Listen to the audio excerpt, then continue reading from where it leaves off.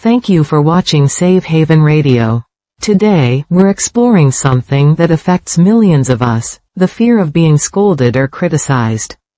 If you find yourself tensing up before meetings, replaying conversations endlessly, or avoiding situations where you might be corrected, please know you're not alone.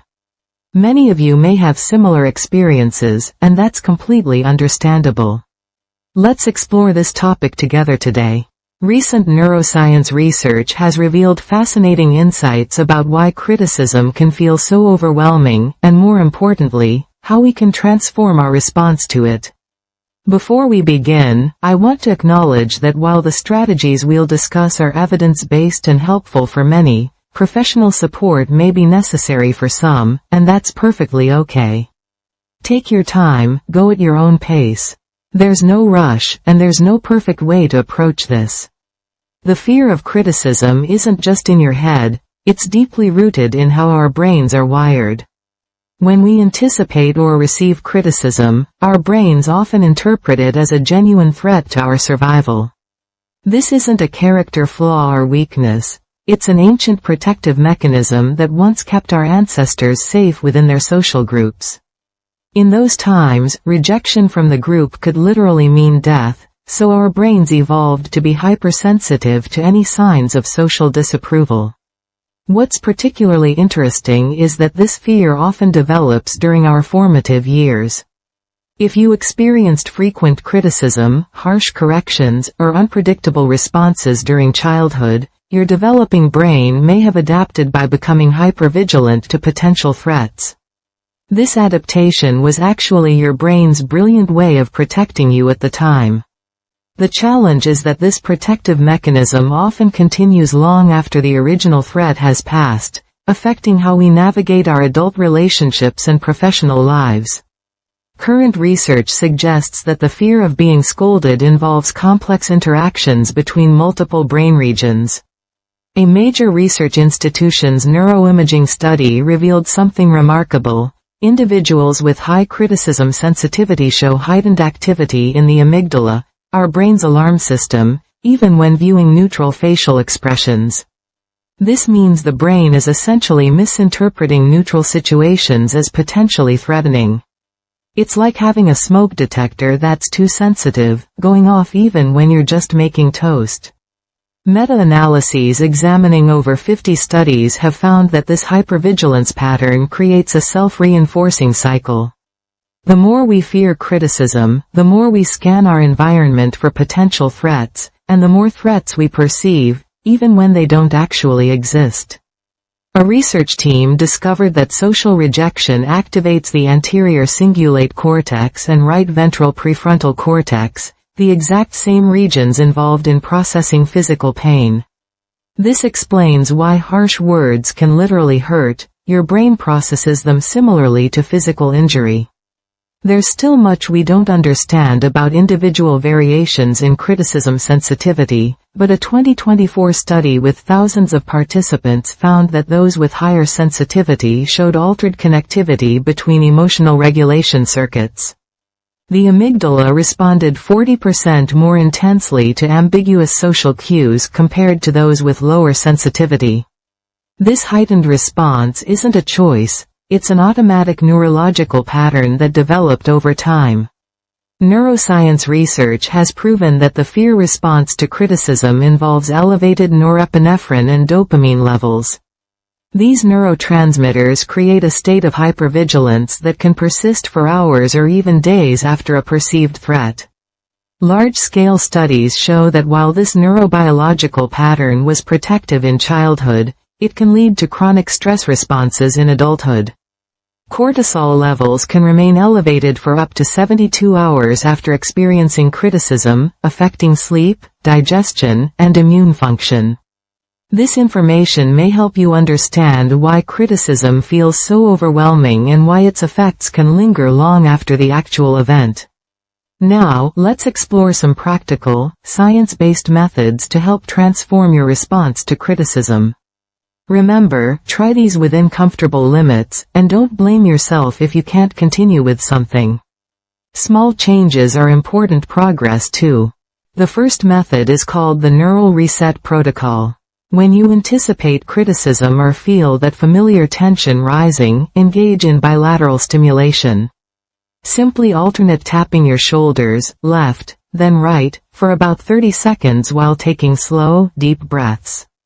This isn't just a distraction technique. Research shows this bilateral movement activates both hemispheres of your brain, helping to integrate emotional and logical processing. Studies demonstrate it can reduce amygdala reactivity by up to 35%. Start with just a few taps when you're calm, so your body learns this as a safety signal. The second approach is cognitive reappraisal training. Spend 5 minutes each day visualizing scenarios where you receive neutral feedback. As you imagine these situations, consciously practice reframing them as opportunities for growth rather than threats. For example, imagine your supervisor pointing out an error, then mentally reframe it. They're helping me improve, not attacking me. Studies show that consistent practice strengthens your prefrontal cortex's control over emotional responses. Within 8 weeks, brain scans show measurable changes in how the brain processes potentially threatening information. If this feels too challenging initially, start with just 1 minute and gradually increase. The third technique is the window of tolerance method. Throughout your day, regularly check in with your emotional state on a scale from 1 to 10. 5 is your calm baseline. When you notice yourself approaching 7 or 8, feeling activated or anxious, immediately use grounding exercises. The 5-4-3-2-1 sensory method works well. Identify 5 things you can see, 4 you can touch, 3 you can hear, 2 you can smell, and 1 you can taste. This pulls your nervous system back into the present moment and out of the anticipatory fear state. The microdose exposure method involves deliberately seeking minor corrections in low-stakes situations. Start incredibly small. Perhaps ask a friend for feedback on something trivial, like your choice of coffee. Spend just 2 minutes daily in these controlled exposure situations. Research shows this gradual approach reduces anticipatory anxiety by 45% within 6 weeks. The key is to start with situations where the stakes feel manageable and gradually work your way up. Never push yourself into overwhelming situations. Gentle, consistent exposure is far more effective than flooding yourself with fear. For immediate relief when criticism feels overwhelming, use vagal tone activation. Gently stretch your neck by looking up and to the right, hold for 30 seconds, then up and to the left. While doing this, hum softly, any tune works. This combination stimulates the vagus nerve, your body's built-in calm-down system. Brain imaging shows this can shift you from sympathetic nervous system activation, the fight or flight state, to parasympathetic response, rest and digest, in under 3 minutes. This is particularly helpful when you need quick relief before a potentially critical interaction. Creating safety anchors is a powerful long-term strategy. During calm moments, pair positive sensory experiences with self-compassion phrases. For example, while holding a warm cup of tea, repeat internally, I am safe, I am learning, I am enough. Do this consistently, and your brain begins to build new neural pathways that compete with fear circuits. When you later face criticism, you can activate these safety anchors by recreating the sensory experience or repeating the phrases. Finally, practice emotional granularity. Instead of labeling your feelings as simply bad when facing criticism, get specific. Are you disappointed, embarrassed, frustrated, ashamed? Research proves that precisely naming emotions reduces amygdala activation by increasing prefrontal engagement. The more specific you can be about what you're feeling, the more your logical brain engages to help regulate those emotions. Keep a simple list of emotion words handy and practice identifying exactly what you're experiencing. If you have concerning symptoms like panic attacks, severe avoidance that's affecting your daily life, or persistent distress that doesn't improve with these techniques, please consult a professional.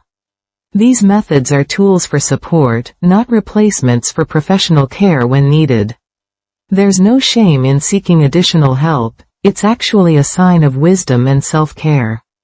To summarize what we discussed today, first, criticism fear is neurologically real, activating the same brain regions as physical pain. Second, bilateral stimulation through shoulder tapping can reduce your threat response by 35%. Third, daily reappraisal training literally rewires your brain's fear circuits over time. Fourth, micro-exposures in safe situations build your tolerance systematically and gently.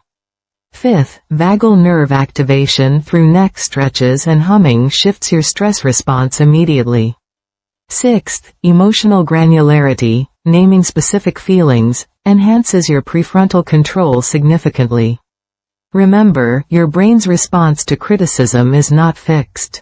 Neuroscience proves it can be rewired through consistent, targeted practice. Change takes time, and that's perfectly normal. You don't need to be perfect, and you don't need to implement everything at once. Start with what feels manageable. Your value exists without perfection, and every small step you take matters.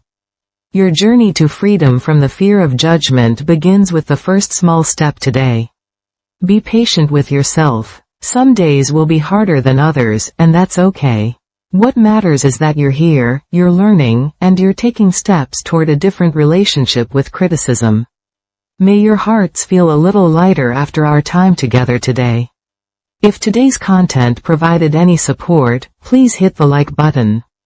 It helps others who might be struggling with similar challenges find this information. Subscribe to continue learning about mental health together here at Safe Haven Radio. Thank you for listening to Safe Haven Radio, and remember, you're not alone in this journey.